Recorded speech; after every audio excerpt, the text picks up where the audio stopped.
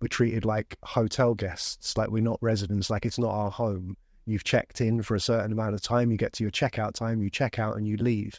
And if you don't like the conditions, go somewhere else, because you can get somebody else in 2 weeks' time who'll pay twice as much. And then I moved down from Birmingham, and it was just, I could sound like the Wild West. I came down in 2018 initially, and you just noticed how quickly properties move. The fact there are going to be people bidding against you, the fact the agents here can just tell you, yeah, we're going to up the price you need, like our bidding war is going to break out. And then some of the pressure they put on you when you tell them to, like, well, I'm in this situation, I have to find someone there. Well, this is your option. How much do you want to pay for this? And it's just, you feel far more here that you're, I guess, being exploited. I don't think it's hyperbole to say, use that phrase. In this sense, I mean, very, very different to Birmingham. It's been getting progressively worse for the last 10, 15 years. I've rented most of my adult life, and I'm in my 40s now. I live in West London. The last place that I rented was a basement flat in Hammersmith that flooded in 2021. Every other flat on the street got fixed in 6 weeks, but our landlord who lived in the house above just refused to fix it. Because of family commitments, caring commitments, I needed to be in the area, so I had to live in a place with raw sewage in, no bathroom and no kitchen for over 18 months.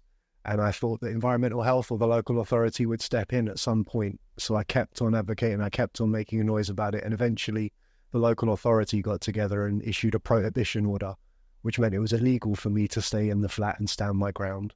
And as soon as I was out, the landlord applied for possession under Section 8, and I was evicted.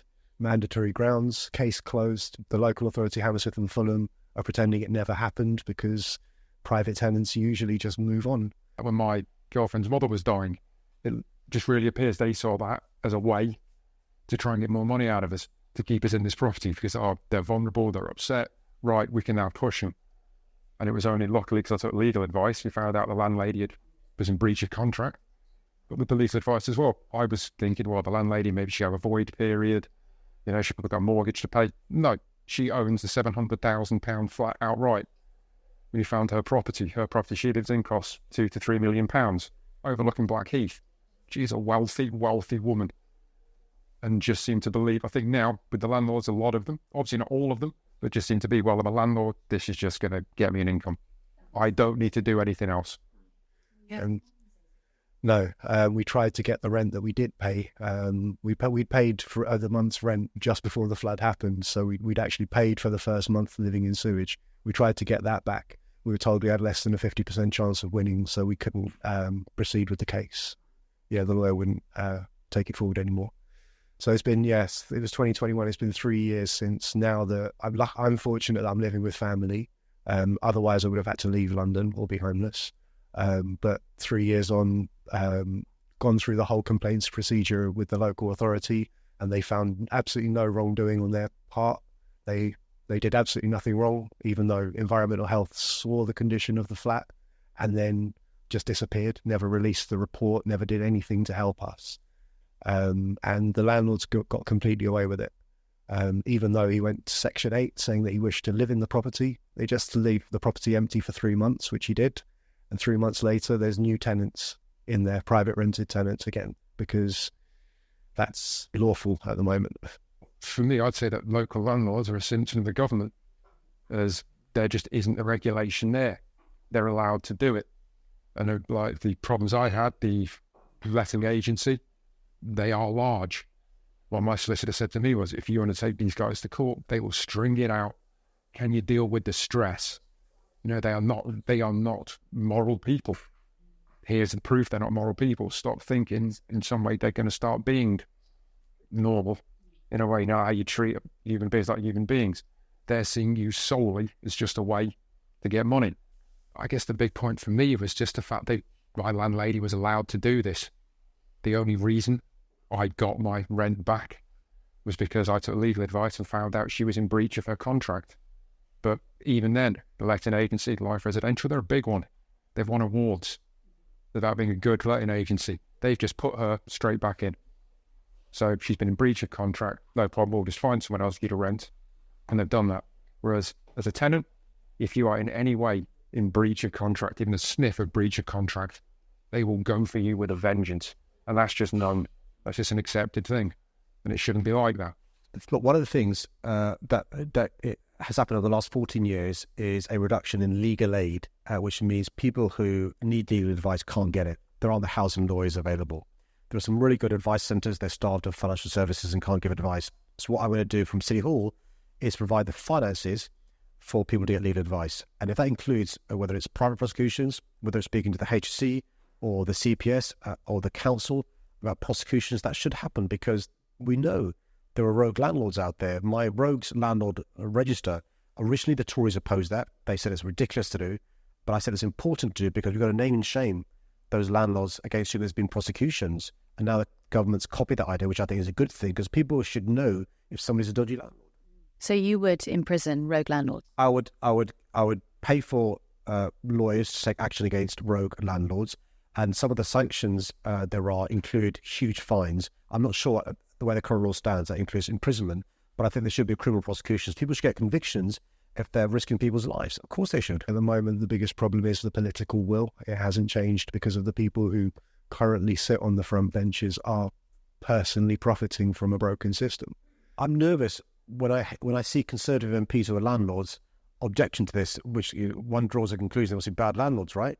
Because if you're a good landlord, your property's in good condition, you want a tenant for the long term because that's a steady income coming in, and you're a good person. Why do you want your tenants to have damp and mold? But if you're a bad landlord, and a lot of landlords have paid off their mortgage, a lot of these are commercial landlords, you don't really care. You have somebody else managing the property. Some of the stories I heard today, the bad news is they're not unusual for me to hear these stories in relation to what tenants are going through. And it's wrong. It's 2024. We're living in the 5th richest city in the world. People shouldn't be living that way. I do think the people that Starmer and the New Labour Party, if and when they win the election, would bring in the people who on those benches actually do have the will. They actually have the lived experience, that they know that this is affecting people, and it is as simple as that.